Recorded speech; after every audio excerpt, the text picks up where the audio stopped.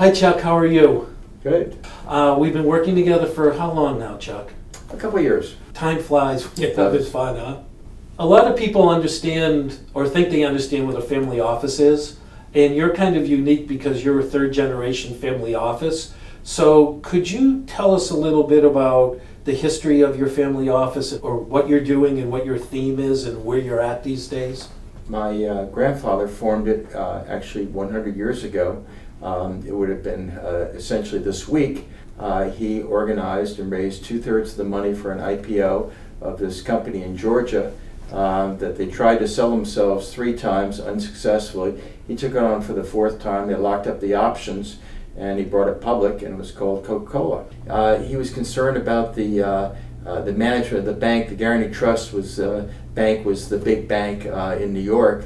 And so he wanted leadership, so he found this much smaller bank that didn't have the capital, and he acquired it. It was called J.P. Morgan, and he bought the whole bank. And he was a disruptor. My father was a disruptor. We're now doing that in healthcare, and we see that there's some real needs. The funding schema and the ecosystem for life science funding is fundamentally broken, and we've enjoyed working with you and fixing it. What I'm hearing is that you're a third generation family office. You guys come from a tradition of having a view of the world to make it better, make it flourish more, and then you do some businesses or initiatives that helps make that vision right. reality. We do it on both sides.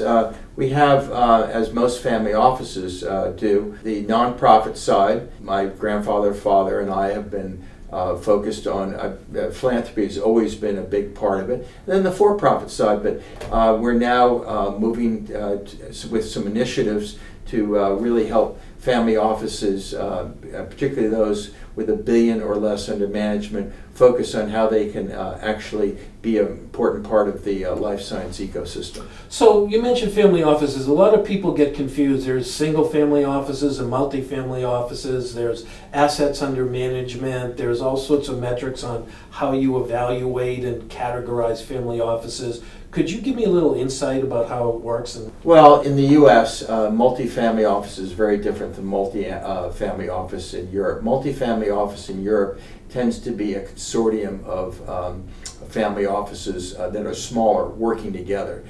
In the U.S., that's true, but the people that actually manage it are much more vendors and gatekeepers. I mean, they have their own ecosystem for investments, and that's fine. You just have to realize who they are. And it's sort of hard to get through to them. You have 2 types of family offices. You have the very large, like the Michael Dells, with $12 billion or so under management. He can pick up the phone and get whoever he wants on the phone. He has a team that can do stuff. The real problem is with the billion and under. So 100 million to $1 billion? 100 million to $1 billion is a good sized family office, and they're a lot like endowments for universities. There are 91 endowments that have more than $1 billion for universities. They're very well organized. It's under $1 billion where they are not organized and they need some help.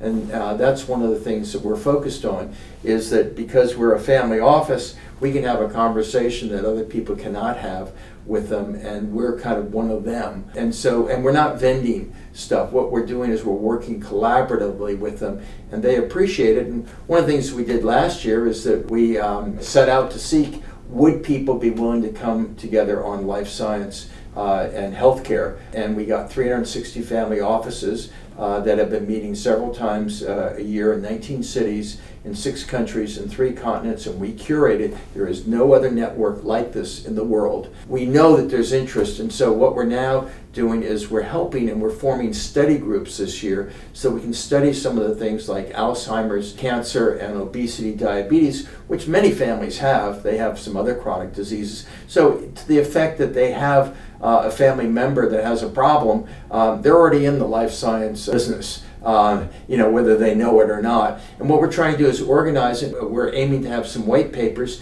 because before you make an investment, you ought to understand you should ask the question, what are the issues out there and where are the opportunities for us to invest? And then what we're doing next year is that we're developing some opportunities for co-investment with some of the things that we're doing and others are doing, other family offices are doing. I think it's going to be very interesting. So the Stetson Family Office, over the last couple of years, your predominant activities, can you categorize them into 1, 2, or 3 things you're working on? Historically, we've been a money manager, Right. And we still are a money manager.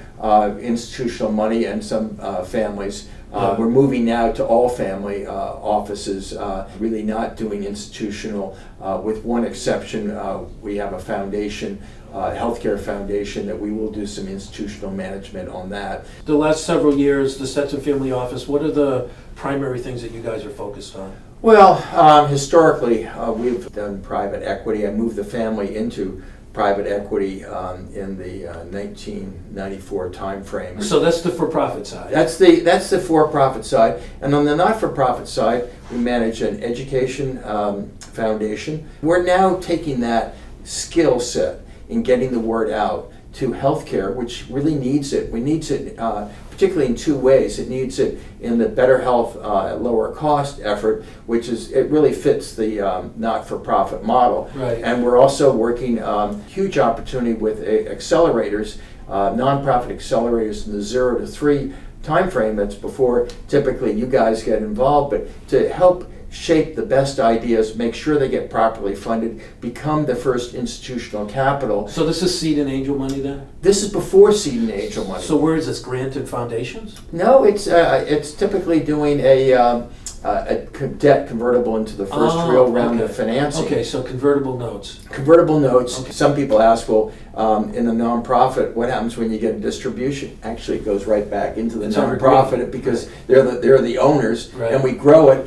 And what we're working with a number of cities we've looked at and communities. We've looked at 36 communities defined as cities, regions, and states. And we've got 12 that we think can be the next Kendall Square, and we're working with them. We've got 3 that we think in the next year or so we can raise $50 million for. We've already got a lot of the money identified. Typically, they've got NIH grants, they've got some seed money, they meet you guys, they meet your organization, and then they're able to get some convertible notes so they can get enough data and enough development so they can then go for officially seed Right. or Well, rounds. that's the ultimate goal. Okay. As you know, between Boston and Washington, you've identified 78 incubators. They all don't have money. Right. Very few of them have any money at all. Right. So what we're looking about and saying is, hey guys, what you really need is capital, because how are you going to attract the top people, that managers? You're only going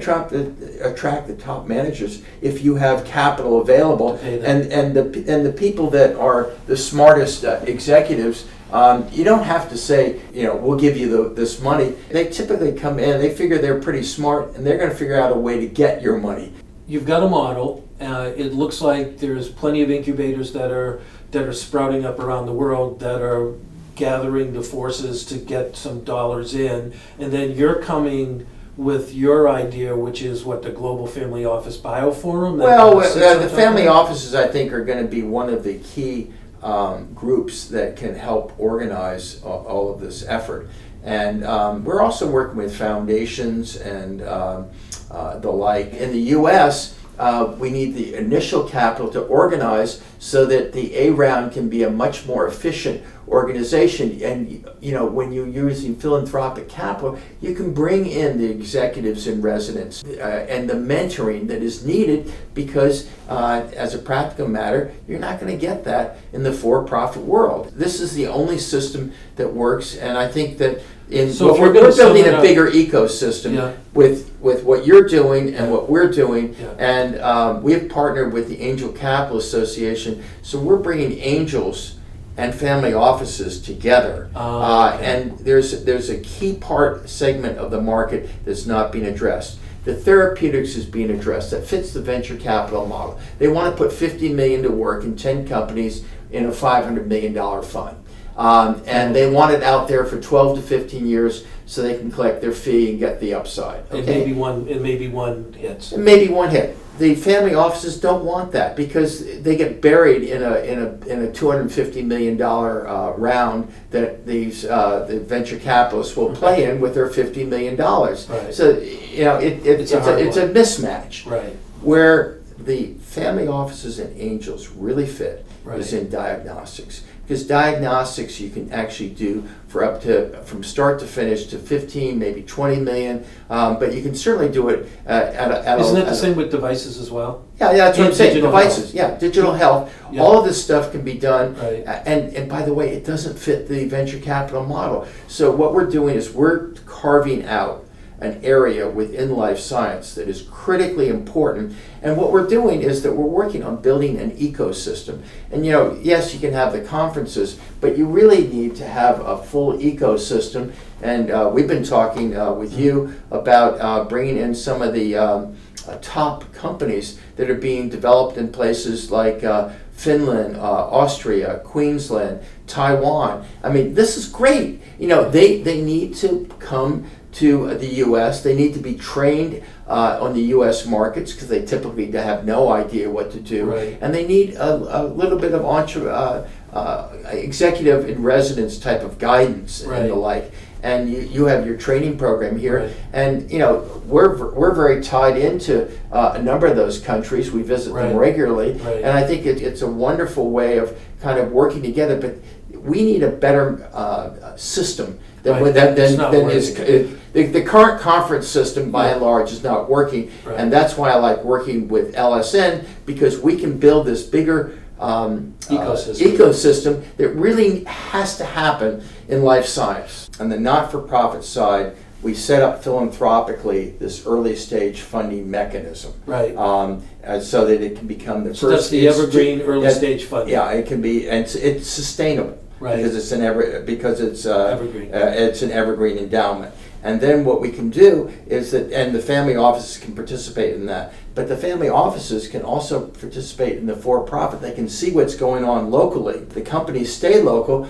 What a great thing. They can actually be involved in the local companies. Right. Like in Cleveland, they have a lot of good resources, but they're not keeping the companies there. Right. And so they have all of the pieces of the puzzle, except they don't have the capital. Right. And that's the thing that we're going to solve. And then the other part is once you get it solved for the 0 to 3, we got to start solving it for the rest of the time. Right. But I think we can do it. I think we can get through the endowments that we're creating. We can get where it's appropriate. We can get the venture capitalists to come in for funding the things that they will fund, Right. and that we're going to get the family offices to come in to fund the things that they can fund. Right. So we're in a very early stage Right. of this, but it's a very exciting world to be. My saying is, in the early stage life science, you've got the 4Ds: drugs, devices, diagnostics, and digital health. And you're saying drugs is great. There's a lot of money going to drugs, but the other ones, the devices, the diagnostics, and the digital health,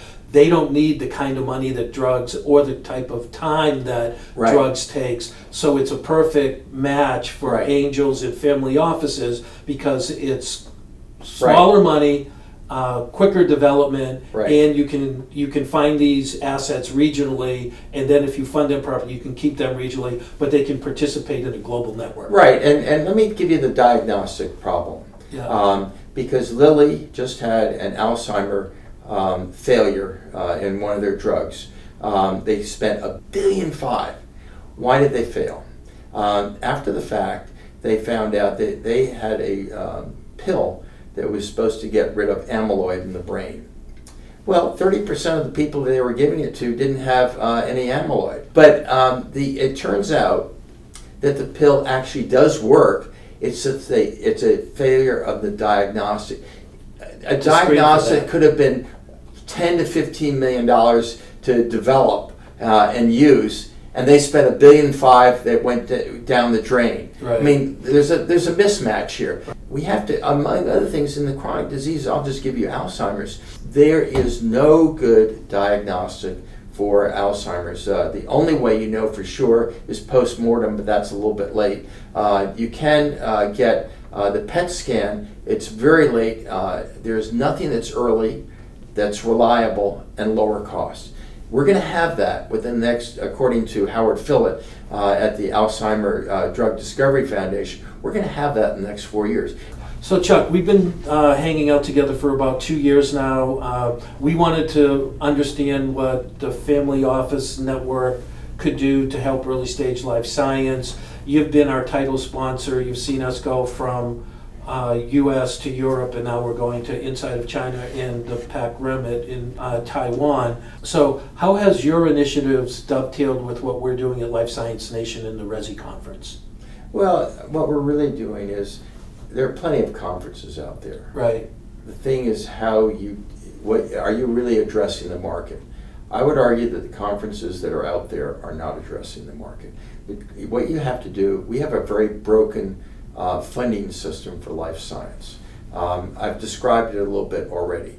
In the U.S., it's 0 to 3. We got to get that funded, and then that's when RESI can really kick in. And I think that there's some other things that we can bring in. I think that we need to bring in the mentors early on. Down the road, I think we need to bring in the Salesforce types of things that are out there and the like. And what we really need to do is have a better ecosystem. We need to shape the family offices and the angels. They're the only family office group that has a relationship, a partnership with the angel groups. They love working with us, and we're beginning to understand each other and work together. I saw the angel, and here's my vision. I saw the first angel, Hans Severance, when he was in San Francisco, and he said, I'm going down to Palo Alto and formed the Band of Angels, and we all wished him good luck. Well, today there are now 30,000 angels, 13,000 of which are part of the Angel Capital Association. They meet now once a year with to 600 to 700 people that show up.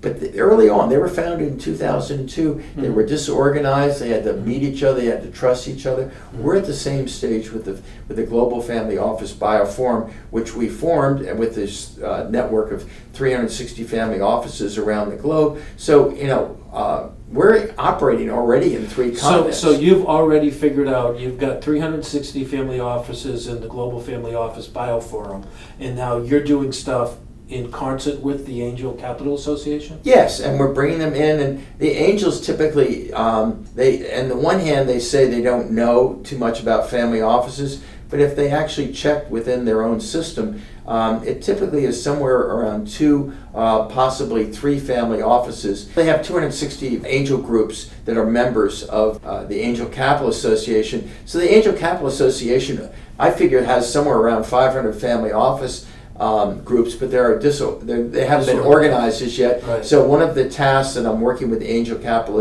Association is organizing the family offices and breaking them out. About a third of the angel capital is going to life science. So we're not going to pick up all the family offices. There'll be family offices that are off doing fintech and all that kind of stuff. That's fine. Right. But we're going to pick up the life science ones because we're going to be building that network, and we've got the systems in place to do it. Are you going to be involved in raising any early stage life science funds per se? Yes, we're actually working on that right now. We have some of the leading institutions that want to work with us because we're tied in with the leading doctors in the world, and it's world class. And so I think we can have some very exciting stuff. What we're trying to do is we're trying to build a model that is much more family office friendly, right. And the like. And it's family offices for family offices. And I think that the first thing we want to do is get the study groups done. We want to have ownership and some people that of the ideas, and we want to work with them to create the opportunities in a much better and more efficient way. So this isn't a global fund, it's going to be regional funds? No, or it's country going funds? to be global. Okay. We're looking at some of the things in the chronics like cancer and Alzheimer diagnostics. Okay. But people have to understand what are the issues, where the opportunities really lie. Where can you have the most impact? If you talk to the next gens, and we're spending a lot of time with the next gens, they want impact and they also want sustainability. So we're looking at impact and sustainability are 2 of our key criteria. What do you see in the next 3 years for Stetson Family Office? We are in a very exciting time frame because we're in an industry that's about to take off. I've been there twice before.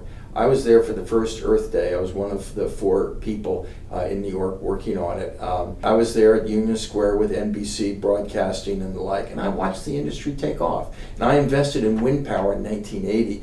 I also have been in the secondary business, which is now a $60 billion a year business. But I was there at the point where I knew everyone in the business because there were only 5 of us and I knew the other 4. Mm-hmm. I know that right now we are at that same moment in time where in both cases we are at the beginning. In life science, we're at the beginning of an explosion. A lot of it's going to be around preventive medicine. And one of the things that I think is going to be important for anyone that wants to invest in life science is that they're going to have to start factoring in preventive medicine because we have to do this. Alzheimer's is $288 billion in the U.S. It's doubling by 2030. That's 11 years away, and it's tripling by 2050. It's actually going to be they estimate $1 trillion. That doesn't even count the caregivers and all of that. This is a train wreck that we have to get under control. And so I would submit that some of these therapeutics, 20 years. I mean, I'm glad that people are working on them, and right, we do need to work on them.